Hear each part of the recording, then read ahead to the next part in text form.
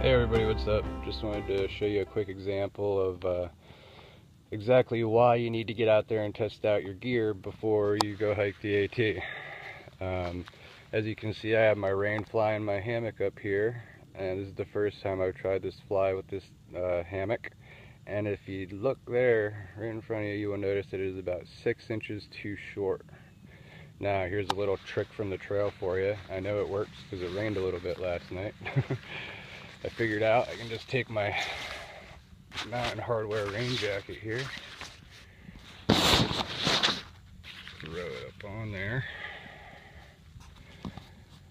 and that'll just stay there like that and deflect everything around my stuff. If I wanted to, I could probably pull it back a little bit so that it's pushed out like the sides of the tent.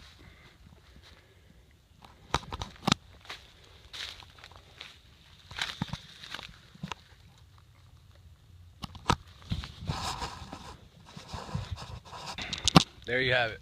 One reason you need to get out and test your stuff before you go out on the AT.